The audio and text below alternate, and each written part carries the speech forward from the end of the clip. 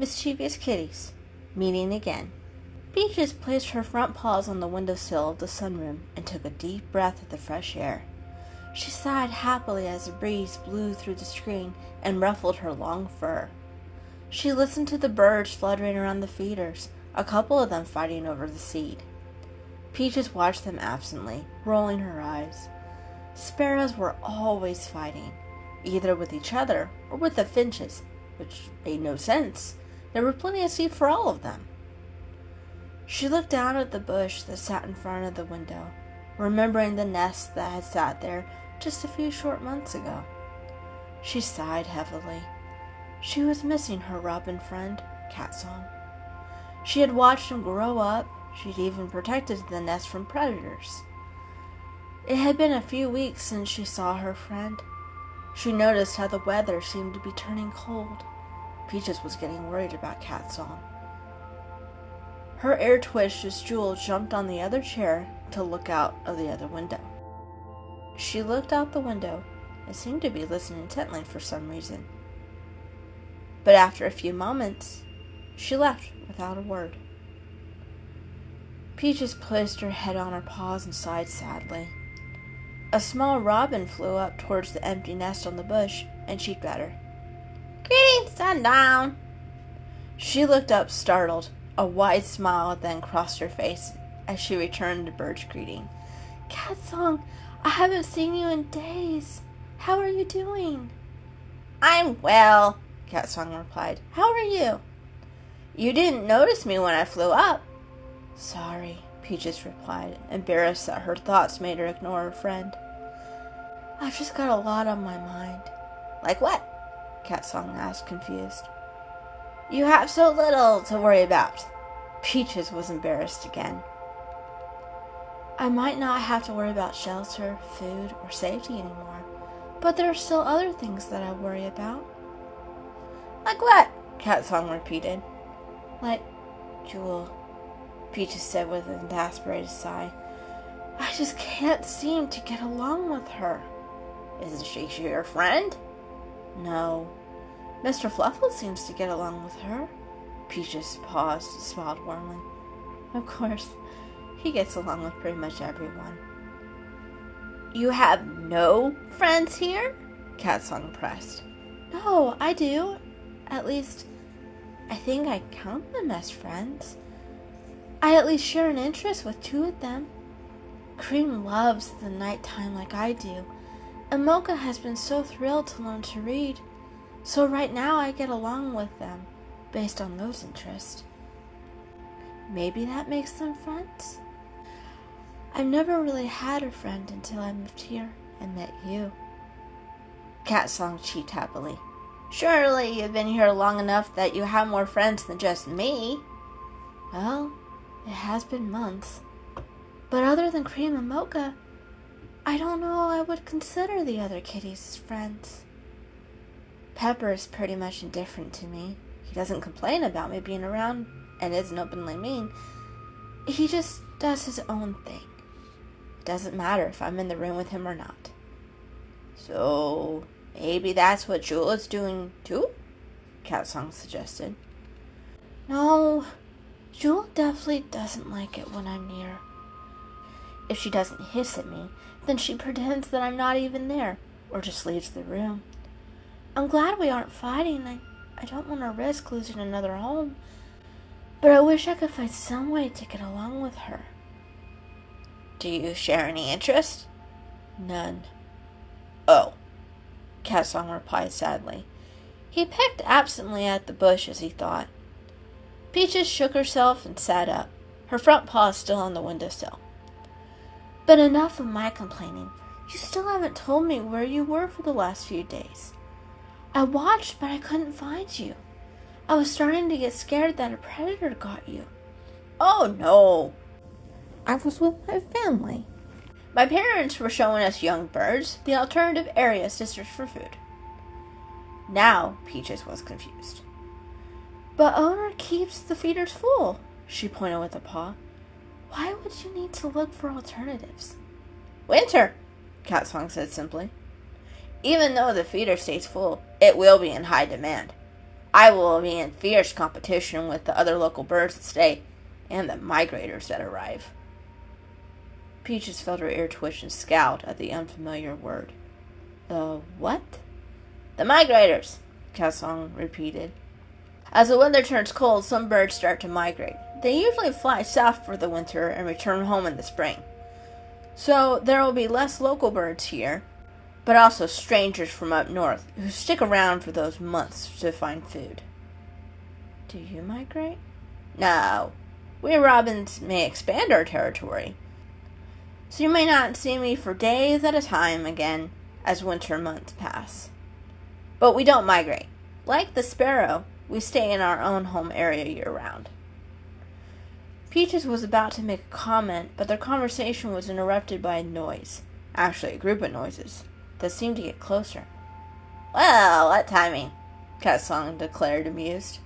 What? Peaches asked. What is that noise? If you can, Cassong instructed, look to the sky. Peaches did her best to look up, and after a few noisy moments, she saw a group of big birds flying in a pattern that looked like the letter V. They were the ones making the noise. Peach's eyes widened as she quickly looked at Catsong and then back at the flock. Catsong was also looking at the birds. What is that? Peaches asked, mesmerized. Catsong looked back at her and hopped closer. That, my friend, was migration. Those huge birds, I think they're called geese, are some of the migrators. Really? Peaches asked, hungry to learn more. I had no idea there were birds who did that. There are plenty of birds who do that. Geese are some of the loudest as they migrate.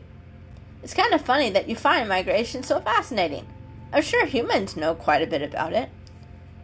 Oh, you're probably right, Peaches exclaimed as that gave her an idea. Migration. I wonder if there's a book on that, Peaches mumbled to herself. Well, it's time for me to get back to foraging for food. I do hope I can stay around here, but sometimes I will need to be gone for a few days. But I will always come home. Peaches then looked back up at Catsong. Well, I will definitely miss you when you are gone, but I always look forward to your visits when you are home. And I always look forward to visiting with you. He beat his wings and hovered in the air for a moment. See you then, my friend. See you then, Peaches replied, and the robin flew across the yard. My friend, she finished with a purr. She yawned happily and curled up on the chair to take a nice nap. She was woken up by the sound of Owner walking in the side door, home from work. Peaches stretched and yawned. She made her way upstairs, and every time Owner walked by her, she tried to indicate she wanted to go into the computer room. The computer room was usually the favorite hangout of Pepper and Mocha. They each had various sleeping spots to accommodate whether Owner was playing video games on the TV while sitting in the puffy recliner, or sitting at the desk browsing on the computer. It didn't matter what Owner was doing. If the computer room door was open, Pepper and Mocha were in there. Peaches started hanging out in the computer room more when she realized there were several bookcases filled with all kinds of books. She hoped that Owner's bookshelves had something about migration. If she couldn't find an actual book, she knew that she could get some information from the huge encyclopedia. That was one of her favorite books. It was so full of information about specific words, and even led her to other words with more information. Peaches sat for a while, waiting for Owner to open the door. She tried scratching on the door, but even that didn't get Owner's attention. Not wanting to miss her moment, she decided to lay down and just wait for Owner to open the door. But the door wasn't open for the rest of the day, and the sun was going down. As the days went by, Peaches waited every afternoon just in case Owner chose that day to open the door. But she was starting to think she would have to wait until the weekend. That Friday, she was lightly dozing on Owner's bed, waiting for Owner to get home. Hopefully the door would be open that afternoon or tomorrow. She breathed deep, enjoying the afternoon sun warming the bed. Then her ear twitched at a strange, almost scratching noise that came from the window. At first, she simply ignored it, but when it wouldn't stop, she looked up to see what was making the sound. She tilted her head to the side when she saw it was Cat Song making the noise. What was he doing? She blinked her sleepy eyes as he knocked on the window a few more times. She yawned and stretched, then jumped to the windowsill, and he landed on the roof. He cheeped at her, but it was too muffled by the glass for her to even hear him clearly. She pointed her paw down to the floor to indicate she would meet him at their window in the sunroom. He flew off, and she jumped down, starting to walk towards the sunroom. She hoped that the windows in the sunroom were open. As she passed the kitchen, she saw Owner. She paused, wondering if she needed to go back upstairs. The computer room might be open soon. But then she looked towards the sunroom. If Cat Song went to all that trouble to wake her up, there must be something important he needs to tell her. She didn't want to be rude and keep him waiting, so she continued to the sunroom. She was relieved to see that not only were the windows open, but there was Cat Song sitting on the bush waiting for her. He whistled and flapped his wings in the afternoon sunshine when she jumped in the chair. "Sundown!" Cat Song tweeted happily. "Sorry I woke you up, but I had something important to tell you." She smiled warmly. "It's okay. I wanted to be up when Owner got home anyway." "Well, good." Cat Song hopped around the bush. "So what do you need to tell me?" Peaches asked. "Yes, I met someone who's been hanging around the house." Who?" Peaches asked. "Another bird. He's a sparrow, but I noticed that he had been hanging around the house, so I confronted him. Other than me, no bird has a good reason to be around the house that often." And he says he has a friend here," he stated, and then hopped closer to the window. "But you told me that I was your only bird friend," he stated, a little hurt. "You are," she defended. "I have no other bird friends. I've never even talked to sparrows. None like me since I chased them off the bushes." "Huh?" Cat Song blinked, confused. "I wonder who—" Peach's thought was cut short by a fluttering in the other window. "There you are!" Cat Song exclaimed. "The cat I mentioned is over here." The sparrow hopped over to the bush next to Cat Song, and his feathers seemed to droop a little. "Oh, hello. I'm Fletcher." "Nice to meet you, Fletcher. I'm—" "So you don't know her?" Cat Song interrupted. "No. I told you we didn't have the same friend," Fletcher responded. "Oh, okay. Well then this is Sundown." Peaches smiled and nodded at Fletcher. "Nice to meet you." "Nice to meet you too," Fletcher replied, and then turned to Cat Song. "Well, I am off. I need to do some more hunting before dusk." And with that, he flew off. "Wait!" Peaches exclaimed, putting her paws on the screen, startling Cat Song. "Who is your friend?" But it wasn't enough. He kept flying until Peaches couldn't track where he went. She dropped back into the chair. "What's wrong?" "You look sad," Cat Song asked. "I wanted to know who his friend is here in the house." "Oh, yeah." "He said he already told you that I wasn't his friend. Did he mention who his friend is?" Did he mention a name, a description?" "Just that he hunted with a friend for worms, and... But of course, that is pretty much all he thinks about is hunting for worms. When I tried to confront him, he wouldn't even stop to talk or listen to me because he was too busy hunting for worms. I had to help him hunt and even give him a worm to get him to sit still long enough to ask him questions." "That doesn't make sense," Peaches said, very confused. "None of us are allowed outside, and if we were, I don't know any of the kitties, except maybe Pepper, who would get their paws dirty to help hunt for worms." Cat Song shrugged. "Maybe he's making it up." "Why would he make it up? Especially since you said that you've seen him around the house too often to be normal." "That's true. He actually taught me the move on the window that woke you up. He said he used it before to get his friend's attention." Huh, Peaches thought. She hadn't seen any other kitties talking to a sparrow. Who could it be? She was startled by a noise, looked around and caught the sight of Owner heading upstairs. We'll have to figure out those answers later, Cat Song. See you soon, friend. See you then, Sundown, Cat Song replied. Peaches jumped down and sprinted through the living room and up the stairs. She paused just for a moment at the top of the stairs and saw that the computer room door was open. Finally, she exclaimed as she ran in and started looking at the bookshelves. She found a few books that were bird reference books and a coursing encyclopedia. She pulled them out and piled them on top of each other. Then she took the one she wanted to read first and leaned it against a stack of books and opened it.